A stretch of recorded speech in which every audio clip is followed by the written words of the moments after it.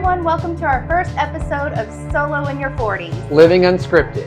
This is the podcast where we dive into the various aspects of love, life, and everything in between. I'm Michelle Turner, and this is Yando. This podcast is all about being single in your 40s, whether you're embracing your single status or navigating the dating world. We've got you covered. So we're going to dive into it. Very excited. What I did is there is a website called Answer the Public because we want to bring things that you guys would want to know about being single in your 40s. So I found some very fun questions. Yes. So let's start with Lay it on me. Okay. So why would a man be single over 40? Why would a man be single over 40? That's so many different variables go in, and this is my experience in my life. Timing, right? Like you've had relationships in the past that didn't work out because of timing. You've had situations where too young. You had situations where it's just didn't work. We've all had it, right? Right. And so if you make it all the way to 40 and you're single with no kids, I was actually called a unicorn. Yes. And was told that they don't exist. So single, no kids, good job. You own your own house, you own your own car, you have friends and family, you're not crazy. Women out there called me a unicorn. But I was actually right in front of her, so I did exist. Right. So that's the stigma that we get at 40. But it's just. It is what it is. Numerous things. Yeah. Yep. I mean, we can flip it to, so why would a woman be in that same position? I mean, a lot of it just boils down to not finding someone that is willing to step up to the plate in a way that a lot of us women need. There's been lots of guys available. However, they don't tend to want to put forth any effort. I think there's too many options these days, especially with the dating apps. They can, swipe through numerous people within minutes. And so they start, I just feel like they just don't see the need in putting in effort because they don't have to. Yeah, I think that's, obviously we'll dive into the whole, of course. The whole dating, dating website thing is going to be a whole different thing. But yes, the 40,000 level view of that is, yes, it's the minimal effort that needs to get thrown into it, because it's like what I equate to like shopping for puppies or shopping for cars. It's just, I like that one. Ooh, I like that one better. I like that one better. Yeah, so, but whenever it comes to a relationship, there's so much that goes into it. Not just compatibility, but even how the person lives their life. I think it really matters. Especially when you want to incorporate your life with that person. And so if you can't find that, I don't feel the need to have to settle for anything less than what I want. Yeah. And, and honestly, another huge factor with being 40 and over is you're established. You're not only are you smarter and you're more mature, but as you get older, you obviously make more money, right? So you're more established. Your friends are also more established, as long as it is with your family. So finding somebody that fits your life, that also fits in with your social life. That's difficult, because a lot of what your friends and family say about your significant obviously means a lot. But I feel like even nowadays, as I get older, it's even more under a microscope. It's like, are you sure? Are you sure? Like, are you sure about that? Are you sure about that? Are you sure about that? I'm like, yeah, I'm not sure about that, but I don't want to push it, but at the same time, I want to meet somebody. So that's the constant struggle that I always get. I get it. Yeah. Okay. So answer the public question number 2. Where do singles over 40 meet? So as a dude, where is somewhere that you typically are, so women that are looking for a guy might run into you?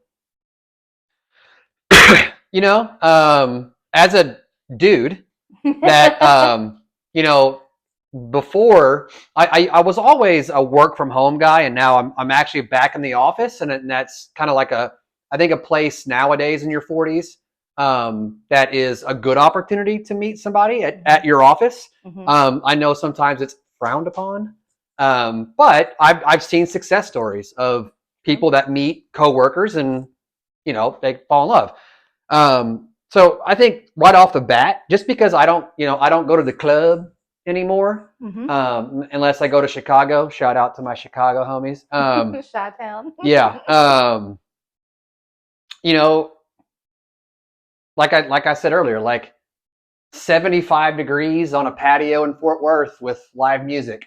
Yeah. That's where you're going to find me. I mean, you're not going to come out on the golf course and meet me, but well, I would love it. I know plenty of women that like to play golf. Sure, I know. I wouldn't mind having that, but the first meeting would be tough.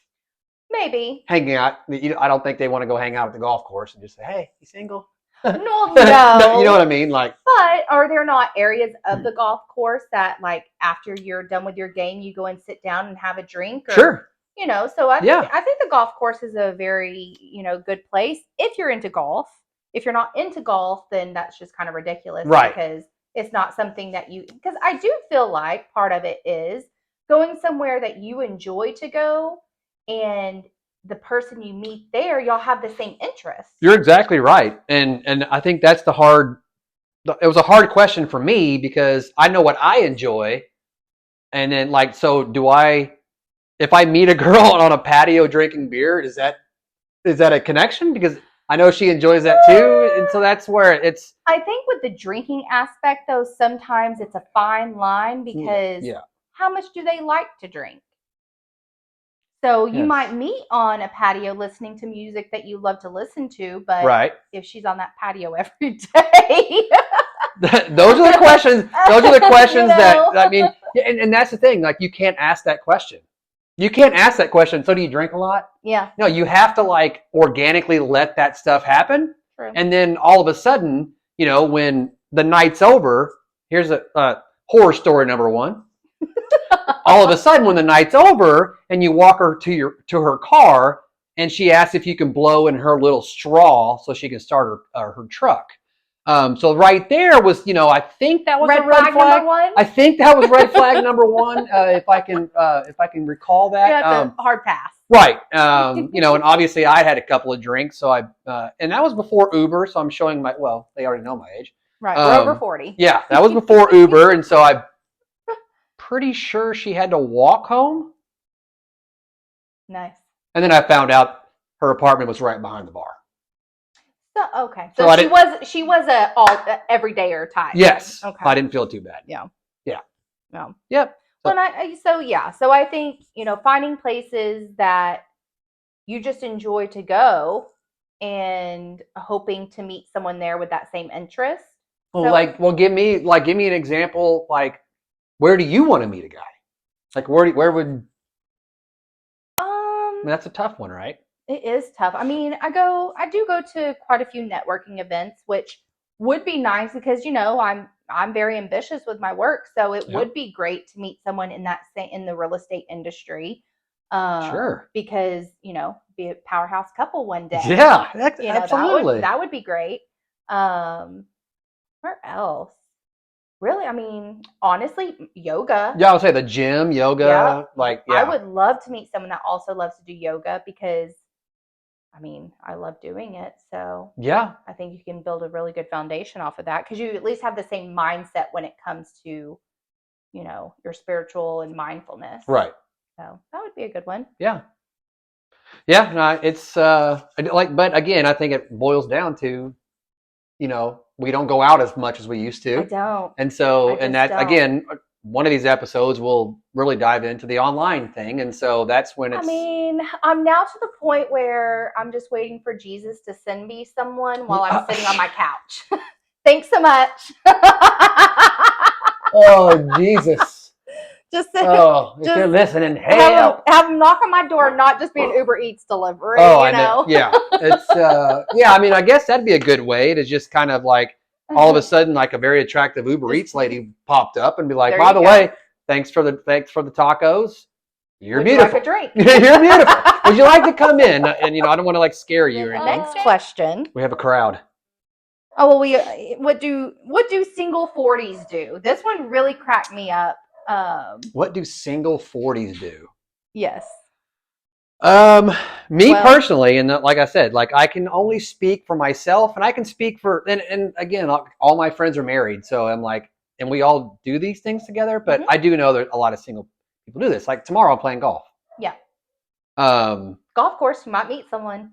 We did bring that up earlier. Yep. Keep your heart open. You never know. Right. One of the perks of being 40, single, and kid free is I can travel. Yeah. Whenever I want to, wherever I want to. Literally. And so I think that for me, it's just hanging out with friends that are all married. Like we just went to South Padre last weekend. I didn't really have to ask permission. Well, yeah. Find a dog sitter. Right. And yeah, we did. So yeah, with me, it's just, having fun with friends and family and traveling. And I know that I need to do better, like at getting out there. I don't get out there a lot. You stay in your comfort zone a lot. I do just because. Maybe, should we bring y'all a speed dating? We might have to.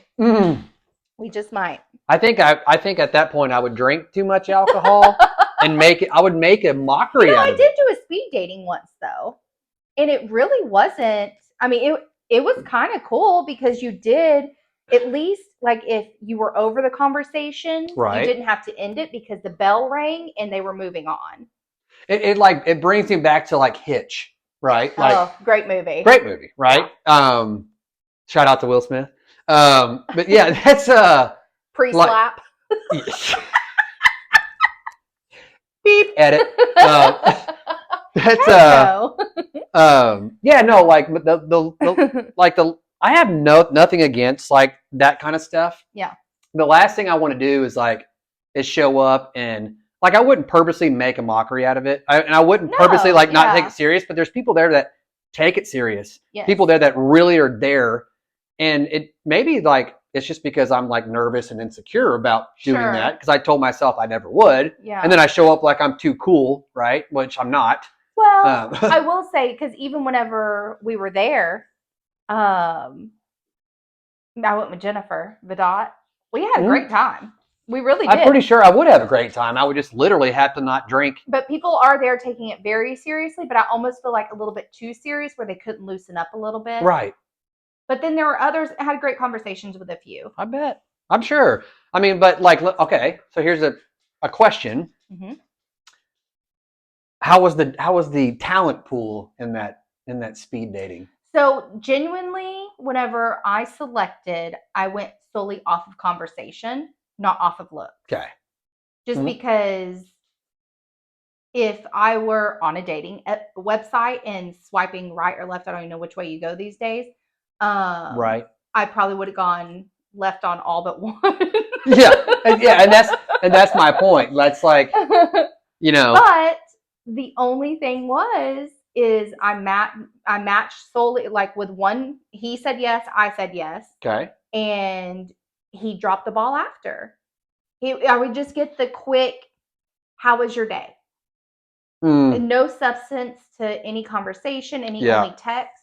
And so I feel like if you're going to do something like that, you really have to have a good follow through. Sure. No, I agree. And I think one of our episodes is going to be about follow through and ghosting and all that fun stuff. We'll have plenty of material. We got juicy stuff. Yes. And then we're going to have a guest speaker at one point. Yeah. So good question again. All right. So the last one from Answer the Public, which literally made me laugh, is being single at 40 normal?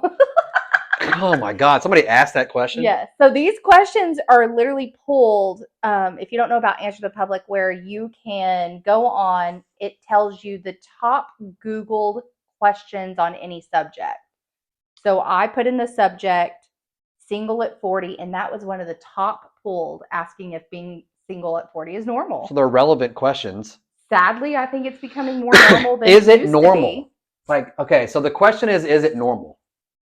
Is that what it said? Is that what the question? Yeah. Being single at 40 normal. Well, first of all, who wants to be normal? That's a whole different. No one. That's a whole different conversation. That's basic. No one wants to be basic. I don't know. Like I feel like in our generation, because if you're 40 now, we're 80s kids. Mm-hmm. It's not. I think for the longest time it was like not normal. But I think as we got older, it's like I think 90% of my friends are married. Yeah. 97. A lot of them. Well, but also in general, I think it's becoming more normalized to be 40 and single. I mean, whether you've been divorced or never married, I think never married and single is much more rare. Yeah. So you brought up a good point here. So we got to like categorize 40 and single, no kids, right? Oh, right. So we got to categorize this. Okay. So one. Have you been married? You're divorced, and with no kids. Section have 1. you never been married? Are you over 40 and you have no kids? Mm-hmm. Or divorced over 40 with kids, right? I think that's because you can be a single over 40 person with 2 kids, and your life is a million times different than mine. Oh, completely. And yours. Completely. Yeah. So that's what you like. Completely. So we got to like make sure we're categorizing this, and that's not a bad thing. But like, so we can speak on. Never married, no kids. Right. We can speak on the unicorn concept. Yeah. Which again, I referred to earlier. Get shirts. Unicorn. Yes, the unicorn concept. But yeah, like so it's applicable. Like the dating over 40 is kind of the same, but you have to take into consider like married and divorced, no kids. We're all in the same boat. Sure. We're on the same boat. Sure. I could have pulled the trigger one day too.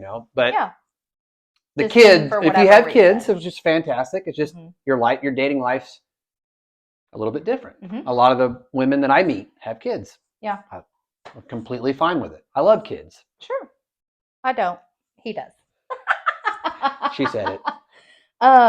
Yeah. I also think it just comes down to the societal beliefs and you have to be married with children, which is where I think this question comes from a lot of people because they feel like they're not normal because they're not there. So yeah, no, that's I can't. I would hate for somebody to feel that way. Yeah. I mean, obviously they're getting pressure from somebody.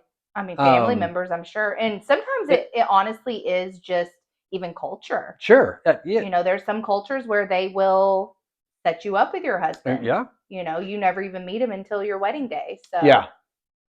No, that's a and that's a tricky thing too because, and this is maybe a little bit off topic, but at what I don't know when at what point never married and no kids went from a good thing to overnight. Thing. What's wrong with you? Right.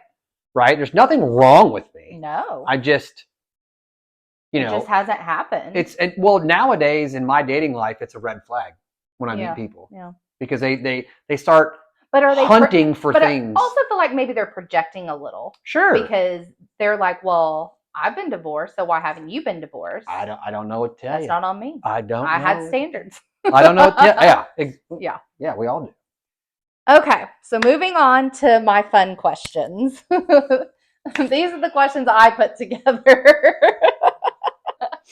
All right, so what is the best piece of advice you'd give your 20-year-old self knowing what you know now? Don't stress. Yeah. Don't stress out about it. I know you think she broke your heart, but she didn't. So is there any advice you'd give yourself based on a relationship that you were in to steer clear of that relationship, or would you still go through all of them? I think honestly, like for me, those were like navigational beakers, dude. Like every single one of them led me straight to where I'm at now, and it's not that I'm not jaded. No. At all. I'm just 43. You've just learned. Am I 43? Oh my God. God. I am 43, right? I mean, Oh yeah, I think I am. what year were you born? 1980. Yeah. Yeah. Okay. Yeah. Yeah. I just did the math real quick. Yeah. No, I wouldn't change. I mean, there was a few like give your head a shake moments. Don't get me wrong. Like, Yeah. some Tough ones. bad decisions Mhm. made along that. Apparently, I'm on a boat ride now because I Yeah. had beakers down. No, I get that though, because I honestly, as terrible as some of the relationships I've been in, I am also very happy and content and have found a lot of solace in my single life. Sure. And I'd rather be single now than in one of those relationships. So I'm totally okay at my age and being single until I find someone that's going to meet what I'm looking for, only because of those relationships. Right. Like that's a good point. Only because Mm-hmm. of what you learned. I mean, you and I have been very close for years and years and years, and you and I have been through some humdingers. Some rough ones. Right? Yeah. Leading us to this podcast. Right. I am over 40, so I can use the word humdinger, by the way. So yeah, that's yeah, I think, but no, like, so your advice to your young self, what would it be? It honestly would be hang in there. Yeah.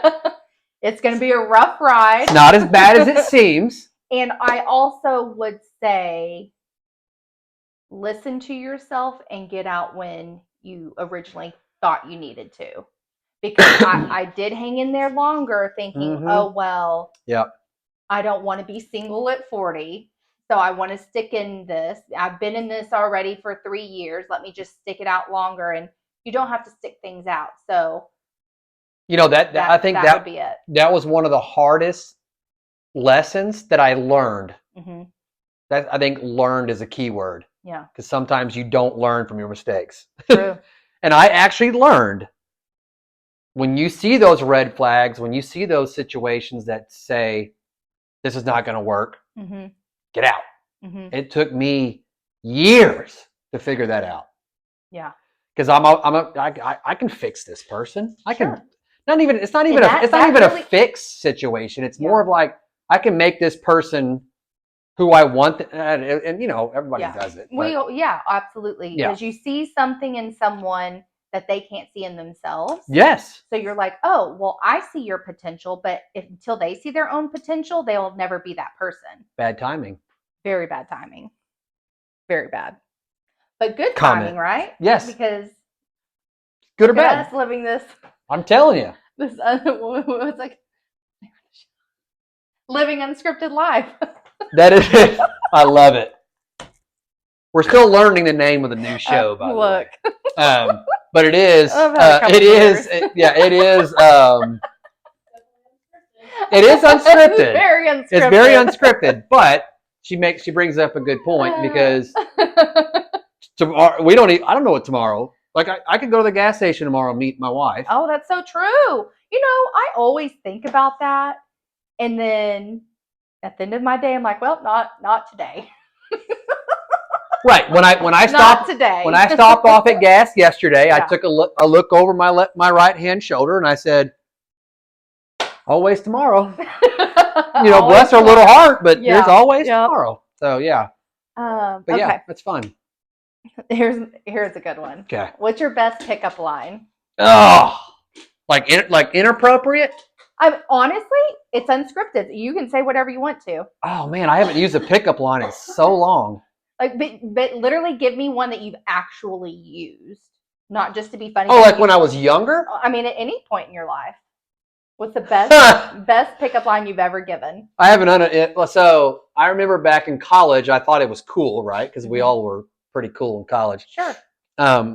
Walked up to this girl, and I said, very bluntly, I said, "Hey, any chance you want to go get some pizza and fuck?" How'd that go? And she goes, "Excuse me?" And I said, "What, you don't like pizza?" It didn't go well. Okay, what age was this? Oh, shoot, what was I, 24, 23 years old? Just absolute shithead, how different times are. Because if you said that today, I would you probably get would- arrested. Well, I would have a cell phone in my face, Right. post it as a meme, Punch in your throat. fired from my job, Yeah. karate kick. Yeah. Yeah. It would be terrible. Yeah. This was back before the interweb. No, the interweb was still out. The interweb. The interweb. I think the interweb was out there somewhere. For sure. Yeah. Yeah. What is the sexiest perk of being Well, you didn't single? tell me your best Oh, pickup line.